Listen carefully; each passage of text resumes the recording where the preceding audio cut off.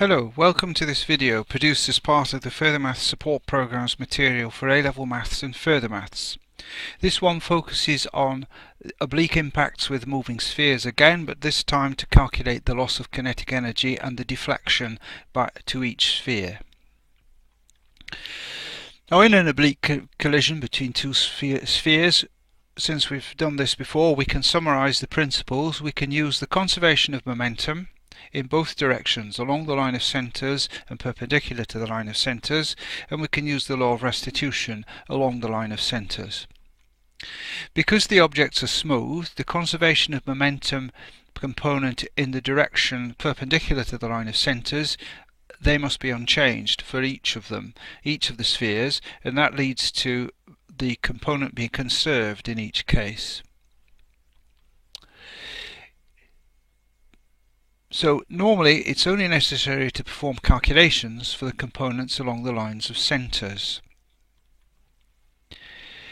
Here's the result of the calculation from the previous video when we considered the impact of two spheres of mass m kilograms and 2m kilograms with incident velocities shown in the diagram. The figures we got were those two by use of those principles. Now in this case we're going to suppose that m equals 1.4 and ask what's the loss of kinetic energy. For that we need to find the speeds corresponding to the two resultant velocities.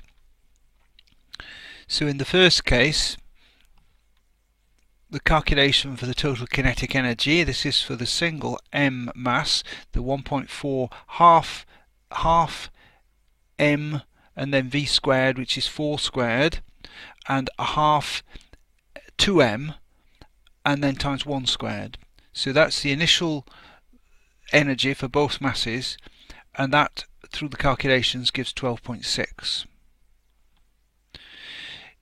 The second calculation is similar but more complicated because we have to work out the speed from the two components. So again we have the half and the single m for the left hand of the two discs, spheres, and then the component calculations in a Pythagoras calculation. And half and the 2m, and similarly the second velocity vector appears in its components here. So those fit to 9.865, so it's now easy to work out the change in kinetic energy. It will simply be a subtraction sum based on those two figures. Now that's the answer given in context with the units and corrected to an appropriate number of significant figures. Let's now look at the angle of deflection. So again we need to know the basis, the calculations that we carried through before. Now in this case you can see, if you look at the left hand mass, you've got an incident angle of 60 degrees. What we need to do is work out the angle alpha, so that if we put the 60 degrees on this diagram for a moment, the 60 will appear there. Then our deflection angle will come from completing the straight line and saying it's that angle there.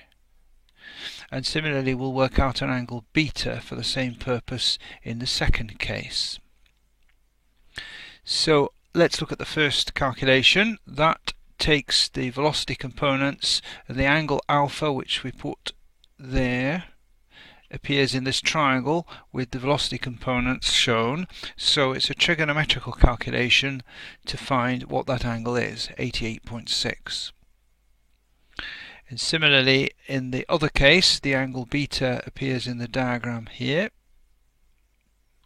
and that leads to the second triangular case. I should have put the right angles on, shouldn't I? And that's another piece of trigonometry, gives us the answer a bit less than 60 degrees. So let's put that information together. There we have before and after as again. So for the first case, the single m rather than the 2m, what we called A, you've got the 60 degrees and the alpha we've just calculated. So the 88 and the 60 gives us 148 and a bit, so we'd expect 31 and a bit for the angle that makes up the 180. That's the deflection angle. So there we are, the angle of deflection is 31.4 degrees, and we should state its sense, it's counterclockwise. Repeating that for the second case, we did the calculations to get beta, so this time we're trying to work out this angle, and it will be a clockwise turn. So the 57 plus 60 gives us 117.97, etc. So it's going to be just over 60 degrees, 62.0 in fact.